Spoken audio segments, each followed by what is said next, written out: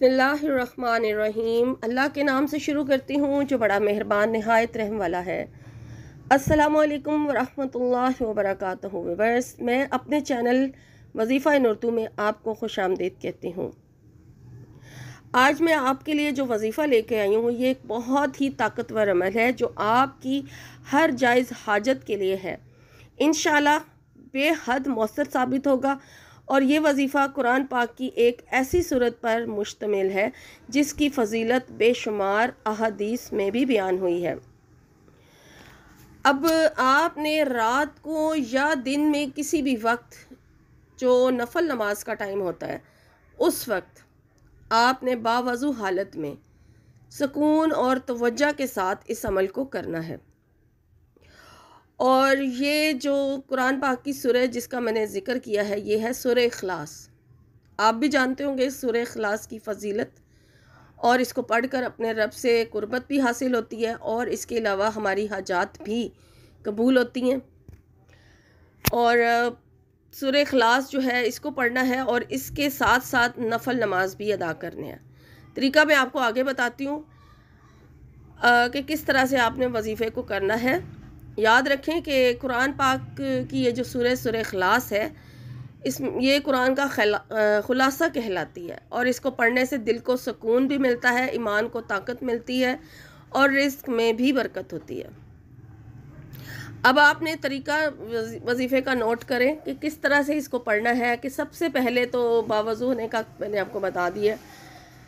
अब अगर तो आप इसको किसी नमाज के साथ कर रहे हैं तो आप ऑलरेडी वज़ू की हालत में होंगे, वहीं जानमाज़ पर बैठे बैठे आप इस अमल को कर सकते हैं। सबसे पहले आपने अपनी नियत करनी है कि आप जिस हाजत को के लिए ये वजीफ़ा करने लगे हैं उस हाजत को अपने रब के सामने रखें, बयान करें और ये अल्फाज बोलें कि या अल्लाह, मैं अपनी हाजत के लिए ये नफल नमाज अदा कर रही हूँ या कर रहा हूँ।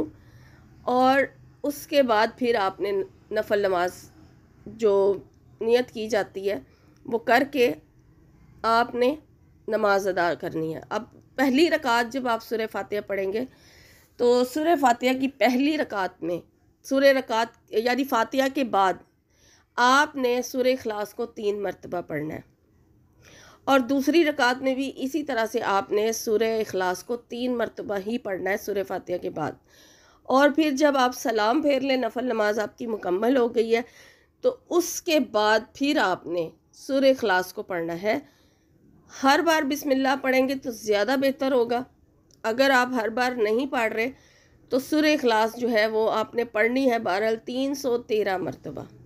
बेहतर होगा कि आप हर बार बिस्मिल्लाहिर्रहमानिर्रहीम के साथ पढ़ें। इस तरह से बिस्मिल्लाह की तादाद भी 313 हो जाएगी और सूरह इखलास की तादाद भी 313 हो जाएगी।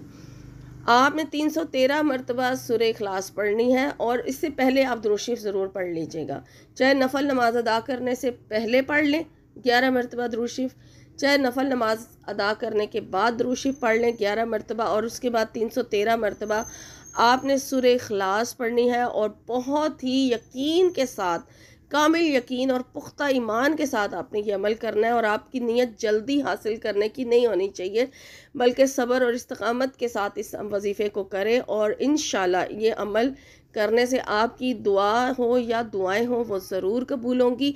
लेकिन ख़ास हाजत का ज़िक्र आप सबसे पहले करेंगे और इस तरह से ये अमल जो है आपका पूरा हो जाएगा। जब 313 मरतबा आप सूरह इखलास भी कंप्लीट कर लेंगे तो उसके बाद फिर गिड़गड़ा के अपने रब के हजूर अपनी दुआ मांगें और फिर उसके बाद दुरूद शरीफ 11 मरतबा पढ़ लें तो आपका ये वजीफ़ा जो है एक दिन का कंप्लीट हो जाएगा।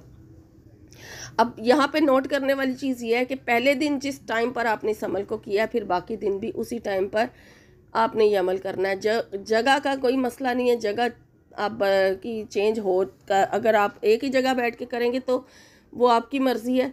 लेकिन अगर आपको एक जगह नहीं भी दोबारा मिलती, उस जगह किसी और जगह बैठकर आप ये अमल करना चाहें तो कर सकते हैं। लेकिन टाइम आपका वही होना चाहिए जिस टाइम पहले दिन से आपने ये अमल शुरू किया। आप चाहे आप तहज्जुद के टाइम कर रहे हैं, इशा के बाद कर रहे हैं या फिर ज़ोहर के बाद कर रहे हैं, ठीक है, या फिर दोपहर में किसी टाइम ज़ोहर की अजान होने से पहले अगर आप ये कर रहे हैं अमल, तो ये अब आपको ख़ुद ख्याल रखना है कि जो टाइम आपने पहले दिन रखा है वही आपने बाकी दिन रखना है और इस अमल को इस तरह से कर लेना है। और इस अमल को आप कम से कम 7 दिन और ज़्यादा से ज़्यादा 21 दिन तक, या फिर बढ़ाकर आप इसको आगे भी ले जाना चाहें तो ले जा सकते हैं। वैसे भी सूरह इखलास जो है वो बहुत ज़्यादा बबरकत है और पढ़ने का बहुत ज़्यादा फ़जीलत है, तो आप इसे ज़रूर इस अमल को करें। और अल्लाह ताला हमें कुरान से मोहब्बत और उस पर अमल करने की तौफीक अता फ़रमाए और हमारी तमाम नेक दुआओं को कबूल फ़रमाए। अगर आपको हमारी वीडियो अच्छी लगी है तो हमारे चैनल को सब्सक्राइब करें, वीडियो को लाइक करें और आगे शेयर ज़रूर करें, ताकि आपके शेयर से अगर किसी और के साथ भलाई का मामला हो तो अल्लाह ताला आपके साथ भी भलाई का मामला करे। वमा अलैना इल्लल बलागुल मुबीन।